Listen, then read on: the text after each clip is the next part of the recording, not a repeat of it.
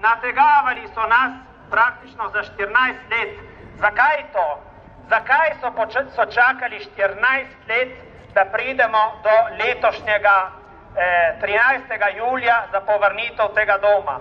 Ker fašisti, se pravi tržaški ezuli in vsa ta nacionalistična tržaška kamora je morala v teh 14 letih preveriti, ali Slovenci bodo zahtevali to, kar je v tem zakonu zapisano. Torej, povrnitev vseh priimkov. Veste, da mi leta 26 vsi Primorci so nam spremenili priimke. Jaz sem bil, moja družina je prej bila Danev, od leta 1926 je postala Danieli, se pravi tipičen italijanski priimek, in v tem zakonu je bilo zakoličeno tudi, da se povrnejo izvirne priimki slovenski. Tega zelo malo ljudi je naredilo.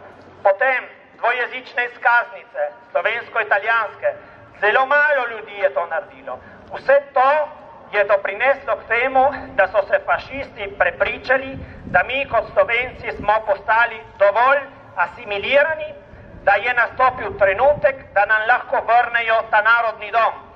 Vendar, v tem narodnem domu sedaj je visoka šola za tolmače Univerze od Trsta.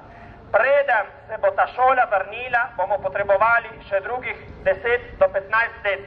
V tem obdobju mi smo prepričani, predvsem s poklonom, ki ga bo predsednik Republike Borut Pahor izvedel na Bazovskem šohtu, torej, da bo priznal velikansko laž, da tam spodaj ležijo na kubični metri in kubični metri Italijanov, 500 kubičnih metrov Italijanov, ki so bili vrženi tam v tisti šoht samo zato, ko so bili Italijani, s tem, da bo Borut Pahor, predsednik Borut Pahor to izvedel, v roku 10 letih bo Italija zahtevala revidiranje Ozinskega sporazuma in revidiranje Londonskega memoranduma.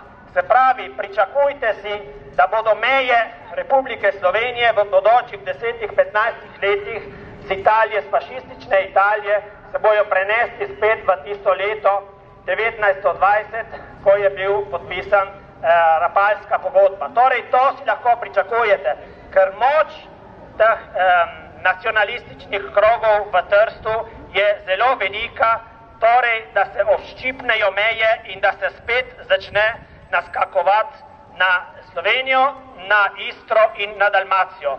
To je predsednik Borut Pahor si vzamlja vso odgovornost, če bo v ponedeljek 13. julija to storil. Torej, ste vsi vabljeni iz celotne Slovenije, da se nam pridružite v ponedeljek 13. julija, bomo v 8 uri začeli s našim tem javnim shodom, ne pred Bazovskim šohtom, kar nas ne zanima, mi moramo braniti naše antifašiste ustreljene leta 1930, se pravi pred Bazovskim streliščem.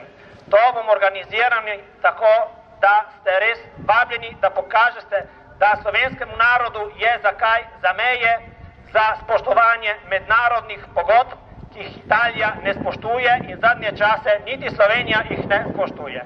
Hvala vsem za pozornost.